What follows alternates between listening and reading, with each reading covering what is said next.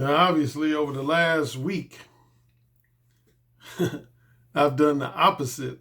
Sometimes I do like 2 videos 2 days in a row, 3 videos 3 days in a row, or 4 videos in a 5-day period, or 5 videos in a 7-day period. And I always categorize that as I'm spoiling you guys. Well, last week I went away from that because this is my first video since a week ago today, since last Monday. Yeah. So this one, a few times I've gone a whole week without doing a video.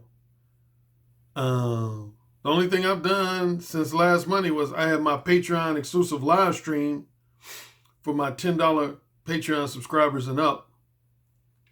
I did that on Thursday afternoon. So my Patreon subscribers have heard from me in the last week, but nobody else.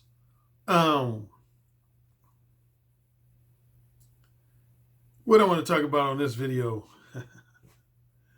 I think it goes without saying by now, man, that, a large part of my content, particularly on my free videos, as opposed to my Patreon exclusive videos, comes from stuff either people say in my comment section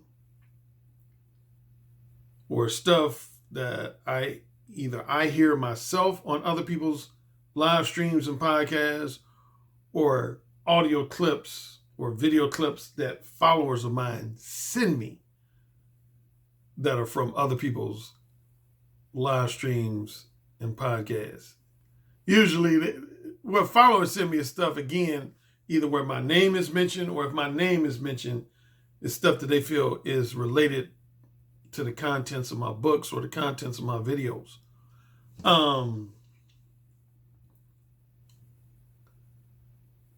So yeah, the main thing I'm going to talk about in this video is 2 things I heard 2 different podcasters say. One, I've been hearing a bunch of people, and I want to say this arguably started even with the growing popularity of the MGTOW movement, that there's a lot of guys nowadays that believe that you shouldn't approach women at all. That you shouldn't approach women or pursue women for romantic or strictly sexual companionship at all. That you should allow women to come to you. And along with that argument, some guys are making an argument that game is, and I did a recent video where I talked about the whole notion of guys having game, and how some people support the concept of game while other people harshly criticize the concept of game. And a lot of guys have this belief, again, number one, that you should never pursue women or make the first move on women, that you should essentially just put yourself in a position for women to come to you. And by virtue of doing so, there would be no need for game. That's false. I'm going to discuss that in more detail in just a little bit. And the second thing I heard from someone else's podcast or live stream was a totally invalid comment. And I'm actually cover this in my Patreon exclusive. I don't think I'm going to cover this in the free portion. I'm going to cover this in my Patreon exclusive portion. Somebody made the incredibly highly invalid comment that if a woman is really attracted to you, 2 things. Number one, she will never ever give you a hard time. She will make it incredibly easy for you to get in her pants. Not just yet. And you know what I was about to insert. And number 2, along the lines of what I just said a couple minutes ago, that if a woman is really attracted to you, there's no need for game. Okay. So yeah. Well, first of all, before I get to my two main things, I received an email from a follower of mine, specifically a black male follower of mine. And he gave me an interesting assessment. It wasn't something I haven't heard before. Matter of fact, I've had probably at least 2 or 3 people give me the same assessment before. It kind of relates.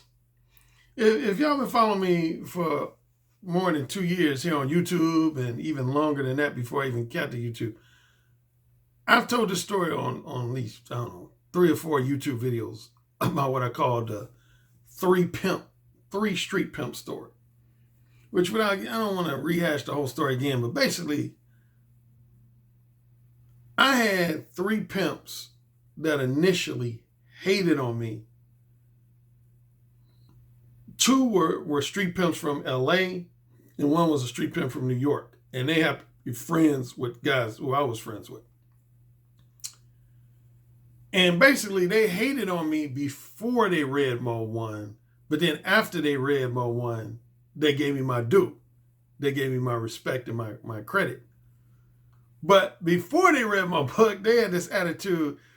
I tend to have this perception that makes people give me nicknames like College Boy. That's what these pimps, that was their nickname for me. They called me College. Their attitude was basically like, what does College Boy know about street game? That's what they called it, street game. They said, what does College Boy know about street game? But then again, after they read my book, Mo 1, they actually did end up giving me my respect. Because among other things, they said they felt like the manner in which I'm able to explain a lot of elements of game and break it down in such a detailed and analytical manner to the point where middle class, upper middle class, nerdy types could understand it. That's where they gave me the highest marks. They said this brother knows how to break down game like a college professor. Anyway, going back to the guy this weekend who sent me an email. He said, Alan, he watched 2 videos. This was in response to 2 videos he said he watched. One was a recent video when I was talking about the video where I mentioned Sanaa Lathan. And I started off that video talking about that whole Jason Pope DJ Kid. And anyway, I made the comment that I don't mess around with, basically, for lack of a better term, ghetto street bitches. And which is something I clarified in my Patreon exclusive video on Thursday. Because somebody asked me, they said, Alan, I want a clarification on this. I knew this was coming. He said, are you saying you've never messed around with women who are ghetto in their behavior, or women who simply grew up in the ghetto? Because if it's the second, I would tend to say you being full of shit, because I know for a fact you've stated before that you've messed around with women who came from the ghetto. And yeah, so that was a valid question. And yeah, I have. I've messed around with women who grew up in the street, so to speak, or, in the ghetto or the hood, but their behavior was not hood. So I always have to make that clarification, particularly not only to other black people, but even more so non-black people. Just because somebody grew up in a lower socioeconomic background does not automatically mean their behavior is going to be ghetto-like or ratchet, or just what some of us blacks bluntly call just the behavior of an ignorant ass nigga. Just because you grew up in a lower, so that does not mean your behavior is going to be like that. So I want to make that clear, and that's something I clarified in my Patreon exclusive live stream this past Thursday. Is I know women, like, for example, that I went to college with, who carried themselves in a very classy manner, even though when they were in either elementary or middle school or even up to high school, they came from a lower socioeconomic background. And so yeah, I want to make that clear on this video, is that I don't want to stereotype and say that all people who grew up in lower socioeconomic backgrounds, particularly black women, publicly act ghetto, because that's not true. That's not true. But anyway, this guy, he watched that video, and he said there was one other video. Oh, I think it was a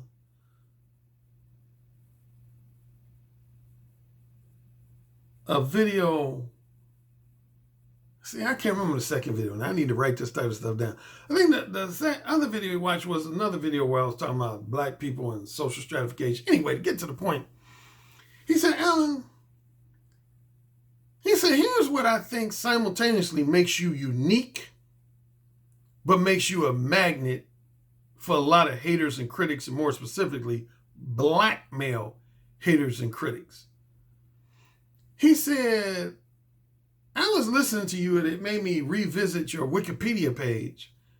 And in your Wikipedia page, you mentioned your parents. And you could kind of get a sense of how you grew up just from reading your Wikipedia page. And he said, it was really a lengthy email, so I'm trying to paraphrase so I don't get too lengthy, but he basically said, Alan, on the compliment end, you're very unique for a dating coach. And he said, that's why I think you'll always have a special place in the manosphere, because you're very unique. Because he said, I think you already know, he said, if you pay attention to most men who drop game on women, basically give dating advice to women, he said, particularly black men, he said, most of the other black men, they fall into one of three categories. He said they either are guys that are from the streets, like we're pimps, former pimps, street hustler types, guys who basically have a street/ghetto type background. He said that's number one. He said if they weren't a pimp, a street hustler, or from the streets, second category would be guys who never went to college, or if they went to college, they didn't finish. And he said third would be guys who might have finished college, but something about their family background was maybe dysfunctional, such as their parents were divorced. They didn't get along with their mom. They didn't get along with their dad. The dad was non-existent in their life. He said, almost all black men that I'm aware of that are a dating coach or a PUA or something, he said they in one of those three categories. Again, he said they either come from a background where they were a pimp, a street hustler, or just have a ghetto street background.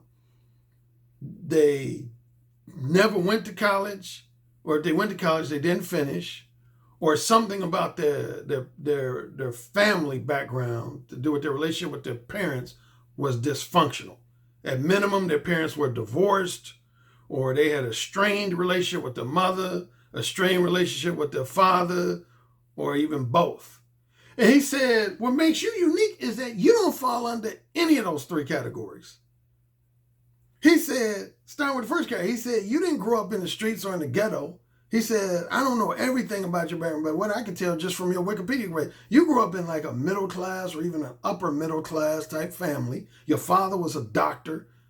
Your mother, both your parents were college educated. As far as I know, they stayed married until they died. So they were never divorced. He said that number one makes you unique. You come from a two-parent, middle class / upper middle class background. He said, you yourself, not only are your parents college educated, you have a degree and you did at least 1 year of graduate work in college. And well, I think that covers all three of those categories he mentioned. Yeah. Because I didn't grow up in the streets, even though I have relatives who are very streetish, as I mentioned many times before. But no, I didn't grow up in the ghetto or in the streets. So that eliminates category number one. I was never officially a pimp or a street hustler or anything like that. Number two, I have a college degree and I did 1 year of MBA school. And number three, my parents are both college educated and they did stay married until my father died in 2002, then my mother died in 2007. So he said on just that alone, he said that makes you incredibly unique. He said, because I can't think of another dating coach or PUA, and particularly a black dating coach or black PUA, that is just like you. He said, almost everybody else is in one of those three categories that I mentioned. They either from the streets, they don't have a degree, or they had some type of family dysfunction. At minimum, their parents got divorced, or they had a strained relationship with their mother and or father. He said, and again, he's not the first person, actually pointed, one of the first person I can think of, well, technically two people pointed this out before this follower did this weekend. If some of my, I don't know about my non-black followers, but most of my black followers are familiar with a brother named Tony Maceo, who you can find on the Mac City Limits podcast. He was one of the first brothers to bring that to my attention a few months after I got on YouTube. Matter of fact, he started giving me a name because of that. He would call me, he would say, Alan Roger Currie is a Lucky Charms brother. A Lucky Charms brother. And honestly, I used to get offended by that label when he would always say, Alan Roger Currie is Lucky Charms. But he would explain to me, he said, man, I'm not trying to insult you. I don't remember the exact words, but paraphrase, he basically said, what I'm trying to say is, man, you have a unique background that not too many brothers on YouTube have. And similar to this guy this weekend, Tony Mason, he basically said, some brothers are going to admire you because of your unique background, but other brothers are going to resent you and almost feel like you're unrelatable because of your unique background in that respect. And he said, that's why I call you a Lucky Charms brother. And then one other person who somewhat had that take on me was Mumia Obsidian Ali. Matter of fact, word of note, I actually participated on briefly on Obsidian's internet radio show last Friday. I don't want to get into all the detail, but I heard, my name. I just happened to be listening because I got a notice on his community page about it. So I decided to tune in. Sure enough, my name ended up being mentioned, and I called in, but that's another story for another day. But if y'all know the backstory, my history with Mumia Obsidian Ali, when he first came after me, that was one of his criticisms against me. He basically, in so many words, said, Alan Roger Currie, I think he gives some good advice, but I don't think he's really relatable to the everyday brother, what he called the everyday brother, because he said, man, Alan Roger Currie, number one, he's above average looking. He's college educated. He comes from a 2-parent, middle-class family. And he basically tried to make the argument that not too many brothers are going to be able to relate to him. Even if he's giving you good advice, a lot of brothers ain't going to be able to relate to him. And anyway, that's what this guy this weekend who wrote me this long email was saying. He said it's kind of positive negative. He said, man, you're very unique in that respect, Alan. But he said, I think also on the negative end, you probably have alienated a lot of brothers because similar to that 3 pimp story you told, because he was familiar with the 3 pimp story, they probably tend to have attitude like, oh man, you a college boy. You ain't really been, mixing it up in the streets. How did you gain all this knowledge, wisdom, and insight about dealing with women, particularly street-type women, when you didn't grow up in the streets? Come on, man. If you black and you got relatives, you even if you didn't per se grow up in the streets yourself, you've interacted. I had middle school classmates, high school classmates that were from the streets. I got cousins that are from the streets. So it ain't like I'm like, this naive, one of the Huxtable kids from the Cosby Show that's been sheltered from quote unquote harsh street life. And particularly when I lived in Los Angeles. When I lived in Los Angeles, I used to interact with a lot of street types. Like I used to play video games with gangbangers, man. So it ain't like I've lived this sheltered life that I don't, But anyway, I just thought it was interesting, man. You would have to read his whole email. His whole email was very lengthy. It's probably like about 7 paragraphs long. But he was essentially saying, he said, yeah, Alan, I think that's what makes you unique. And I had to think about that. The biggest thing he had me thinking, I was like, what other dating coaches are just like me in that regard, that don't fit into those 3 categories? The closest I could think of, just off the top of my head, was Ron Wills. I know Ron Wills, in terms of, if nothing else, in terms of being college educated. Ron Wills has a college degree. But I don't know about his overall, how he was raised, like if he was raised in the streets, if he was raised in the middle class, and I don't know about his family background as far as whether his parents were divorced or not. I don't know any of that stuff about Ram. But I do know Ram. Ram has a college degree, though.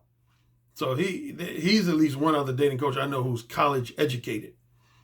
But as far as other dating coaches who, again, didn't grow up in a street or lower socioeconomic background, B, have at least a bachelor's degree, and C, their parents were not divorced. Their parents stayed married until either their mother or father passed away. I don't know who else falls into that category. So if somebody does know of another coach, dating coach and or PUA who's just like me in that regard, please list them in my comment section, because I don't know. But this guy who wrote me the email was saying, he said, Alan, I feel like you're the only dating coach, and particularly the only Black dating coach, that fits that criteria, man. And again, he said he felt like it was simultaneously a positive and negative thing. He said he feels like some brothers, because it is kind of true, man. I ain't gonna say this is true about all brothers, but some brothers do tend to feel like, if you didn't grow up in the streets, what do you really know about game, or as those pimps call street game? What do you really know about game? If you grew up in a middle class or upper middle class. But matter of fact, speaking of this, and then I'm gonna move on. If you read my 1999 version of Mo 1, and I want to say even my 2006 paperback version of Mo 1, I actually briefly mentioned that, related to my background in that regard. I actually said that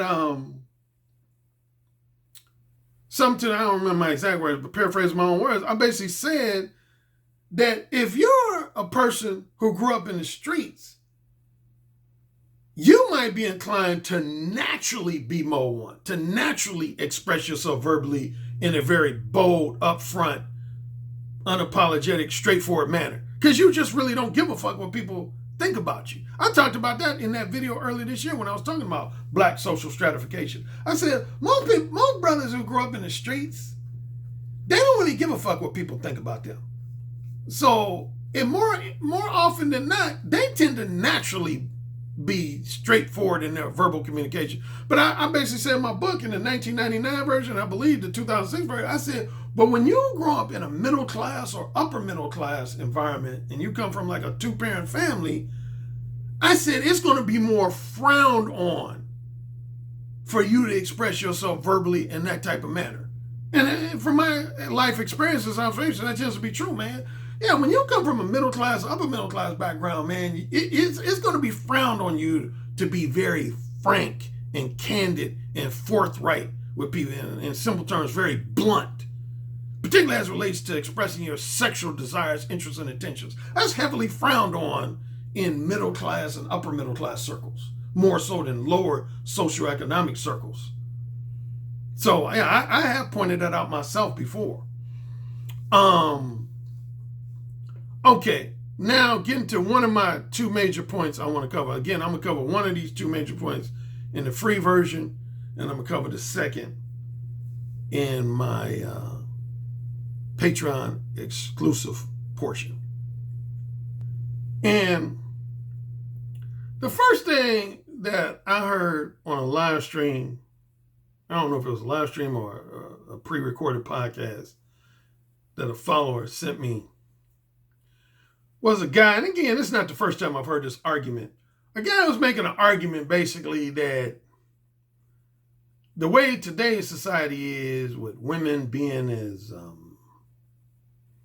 in his words, essentially, he was saying Women today, he was basically saying, are just no good.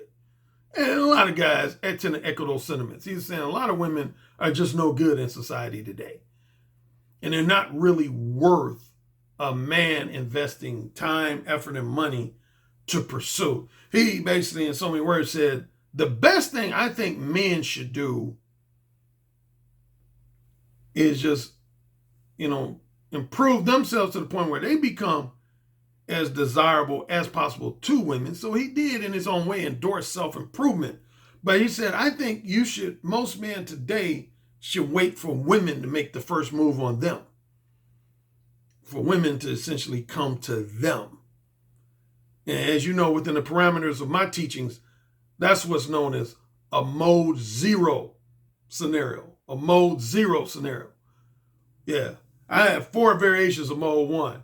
Mode 0, mode 1 hardcore, regular or default mode 1, and mode 1.5. And mode 0 is a scenario where a woman approaches you first and initiates a conversation with you first, and all you got to do is close the deal. And that's what this guy was basically promoting. He was saying all guys should wait for a mode 0 scenario, in so many words, is what he was promoting. Here's what I would say on that. I'm not going to say that's totally invalid, but I'm not going. On the flip side, I'm going to say that's not totally valid either.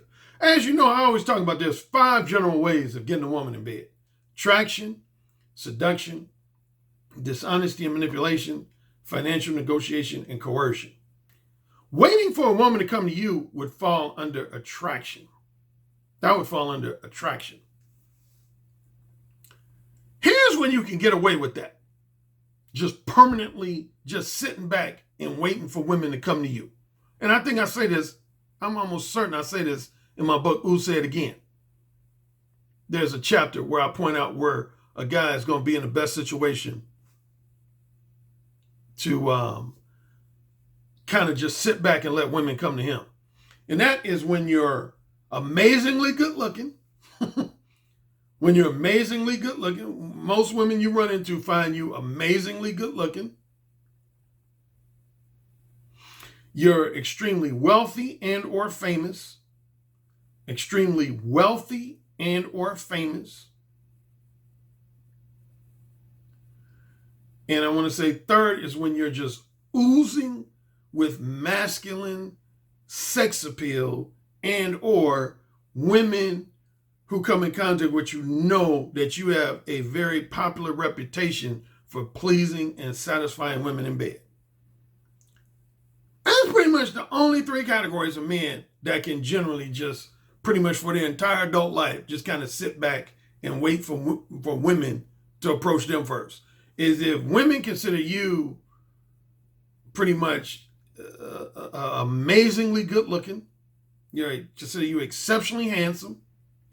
Like, honestly, if I had to put myself in that category at least once, and I've said this before, if there was at least 1 year I was in that category, it was my senior in high school. Like, my senior in high school, I would probably say 95% of the women I dealt with my senior in high school, they came to me. I didn't pursue women. If there was at least 1 year in my life that I really didn't pursue women, it was my senior in high school. Yeah, I'd say probably 95% of women I had romantic or sexual interactions with, they hit on me first. They came to me. Yeah, my senior in high school, I was like that. So yeah, I would say if you're just, women just consider you just like exceptionally good looking, amazingly good looking. Number 2 category is if you're extremely wealthy and or famous, like a famous celebrity, like say entertainment industry celebrity, a professional athlete, a well-known businessman, a well-known politician, somewhere where you're in the public eye, you're both have a high degree of fame, notoriety, and social status. And on top of that, you have a high degree of wealth. You can, a good example of somebody who's a celebrity that actually endorsed that attitude or that belief, and I've mentioned it before, is George Clooney. He said that in a Playboy interview. George Clooney basically said, he didn't like being rejected. He said he hated being rejected. He said he hated being rejected. And he said, he basically admitted that over half the reason why he wanted to be a rich, famous entertainment industry celebrity was so he wouldn't have to chase women, pursue women. He said he wanted women to come to him, basically throw themselves at him.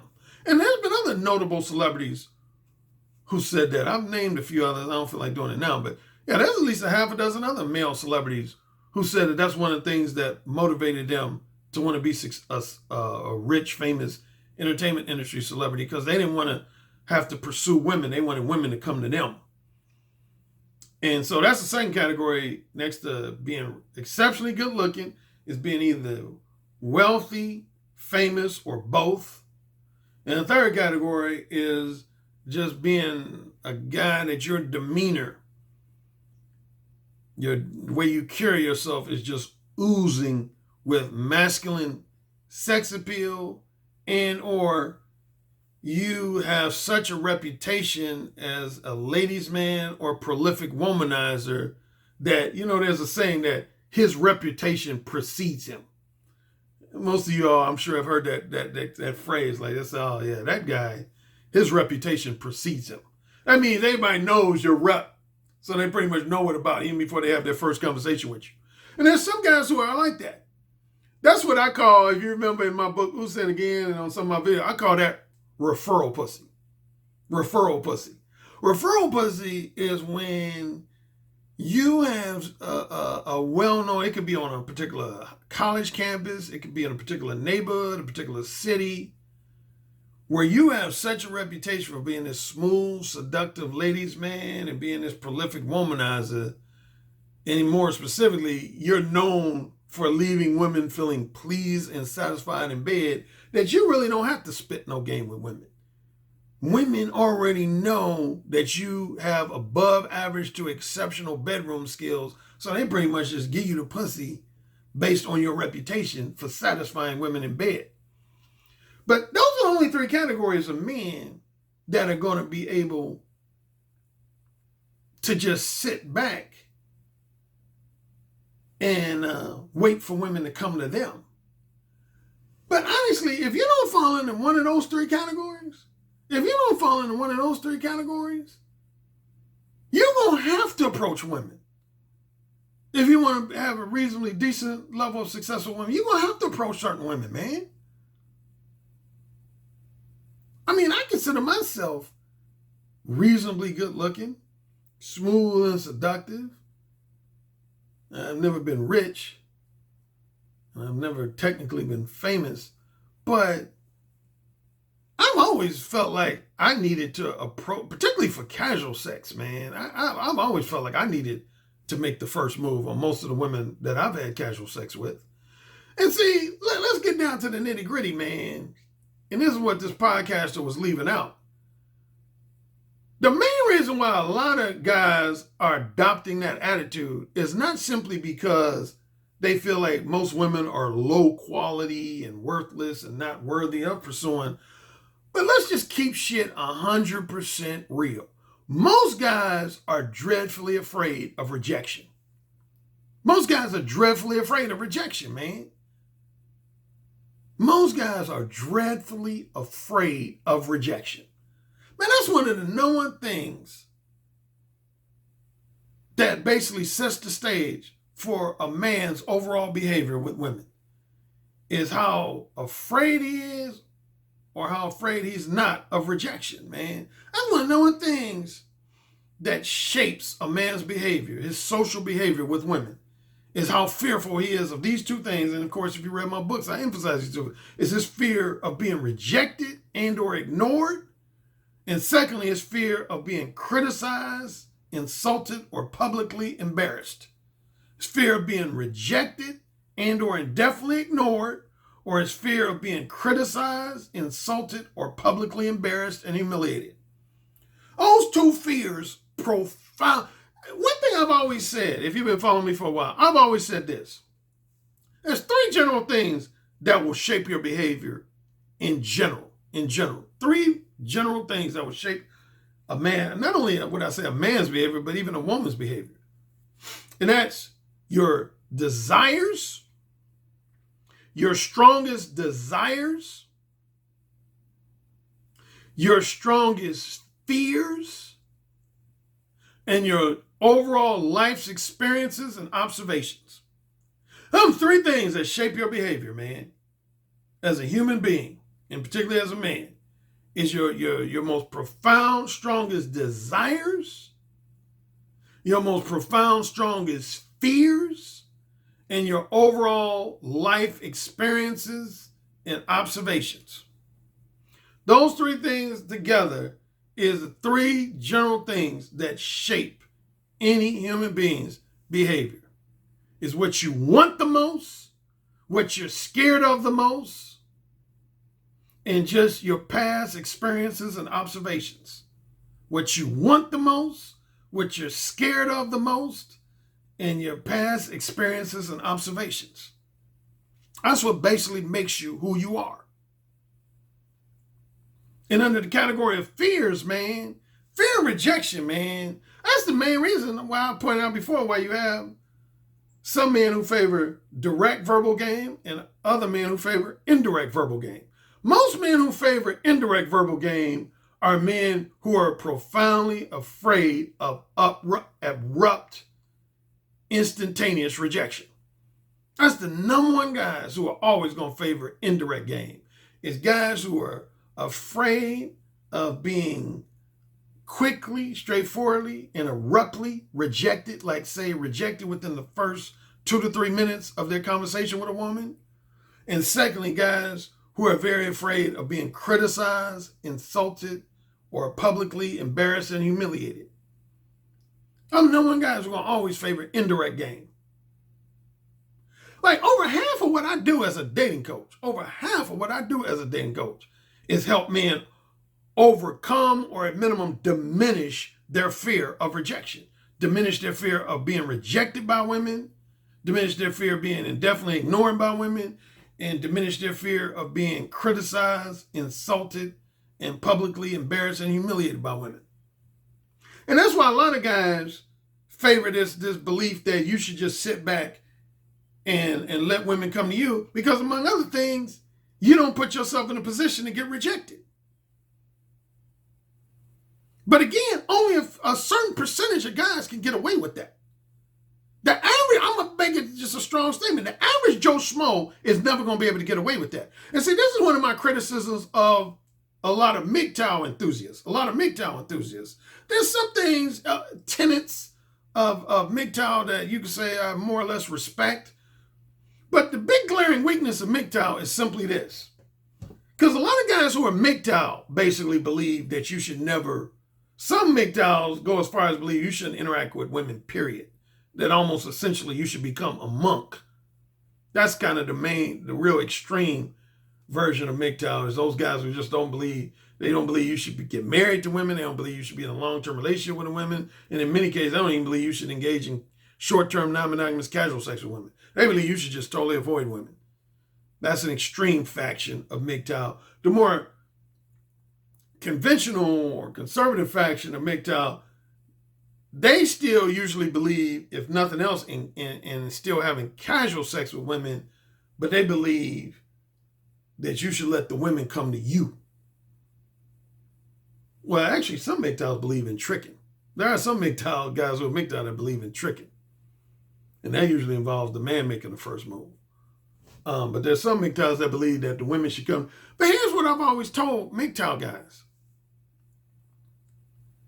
What good is it for you to ignore a woman if you're already being ignored by women? Boom.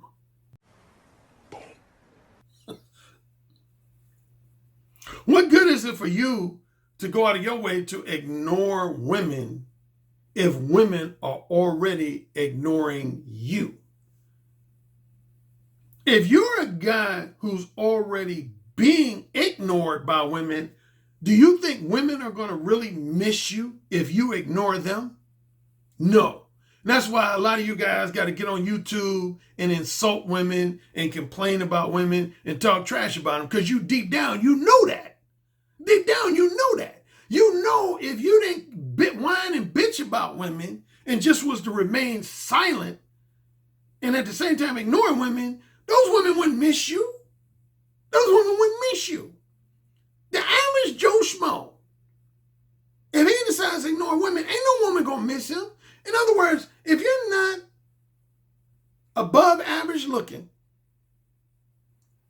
if you're not particularly wealthy or famous or financially generous, if you have a very boring personality or irritating personality or a creepy personality, what woman is going, and final thing, if you got less than, you're perceived as having less than average bedroom skills, what woman is going to miss you? Seriously, what woman is going to miss you? Not a one. Not a one. And a lot of you guys, and even more particular, a lot of you MGTOW enthusiasts, deep down y'all know that. Deep down y'all know that. But y'all don't want to come out and publicly say it, but y'all know that. And that's what provokes a lot of y'all to do the whining and bitching that you do, the public trashing of women that you do, because deep down you know that. You ain't good looking, you ain't rich, you ain't famous, you have a boring personality, creepy personality, irritating personality, or you're perceived as having less than desirable bedroom skills. If you spent the rest of your life ignoring women, ain't no woman gonna miss you. And some of y'all need to own up to that. So, hey, I'm gonna say this, man. If a lot of y'all do want to choose to adopt that belief that you should just wait for women to approach you, I say good luck. Good luck. But I'm telling you, the vast majority of y'all are going to be unsuccessful using that approach or adhering to that belief. Most of y'all are going to be unsuccessful. Y'all ain't going to attract the quality of women that you want to attract or the quantity of women that you want to attract. I guarantee y'all put money on it. You're not. You're not. If you're going to always wait for women to make the first move on you, good luck. Again, the number one guys who are going to be successful adhering to that philosophy and that belief is guys who are above average to exceptionally good looking, guys who are rich, famous, or both, or guys who have are oozing with masculine sex appeal, and even more so have a reputation among women for being very, very good and satisfying in bed. If you ain't in one of them three categories, you ain't gonna have much success waiting for women to approach you first. Now, speaking of that, it's interesting. I can hate on a lot of the shit that guys say on YouTube, but here's an interesting thing. Some of you know this already, but some of you might not know. You know, actually my current girlfriend, who I just spent time with this weekend, my brother's birthday was yesterday, so we all went out to dinner in Chicago yesterday. And as you can see in the picture, that's my girlfriend sitting in front of me. You know, I met my girlfriend on YouTube. That's how I met my girlfriend, was here on YouTube. And two things interesting about me and my girlfriend's relationship. Number one, about this subject of waiting for women. I actually didn't pursue my girlfriend. She actually found me. I didn't find her. She found me. She happened to watch one of my videos. You know how, if you're on YouTube, how it has suggested videos? She was watching some other videos, and one of the suggested videos that came up on her YouTube page was that video I did called ARC Gets Hardcore Real. That was the video where I first admitted publicly. A lot of guys already knew I had a lot of women who were BDSM submissives of mine. But I had never publicly admitted that a percentage of them were married or engaged to be married or had boyfriends. Because I always like to point out that I stopped fucking women who were married, engaged to be married, or had boyfriends at the age of 37. But yeah, I admitted in that video that I have some women who are BDSM clients of mine or BDSM submissives of mine that are married, engaged to be married, or have boyfriends. Anyway, that's the video where she found me, that she first discovered me, and she said she became intrigued by me, and the rest is history. Now we cohabitating. But anyway, so that was point number one. I want to point out about the whole, should you as a man wait for women to come to you as opposed to you approaching them? Again, the main reason why guys are going to adopt that belief is mainly because they're afraid of rejection. And now, in my Patreon exclusive portion, I'm going to talk about something else I heard, which was this assertion that somebody made. Somebody made an assertion that if a woman is very, very attracted to you, that you don't have to possess game or have a strong mouthpiece, that the woman is just pretty much going to throw herself at you, and that a woman's going to make it incredibly easy for you to get in their pants. That's not true. If that was true, you wouldn't have the archetypes of the wholesome pretender and erotic hypocrite. You would only have reciprocators. You wouldn't have wholesome pretenders and erotic hypocrites. So I'm going to go into detail about that in my Patreon exclusive portion.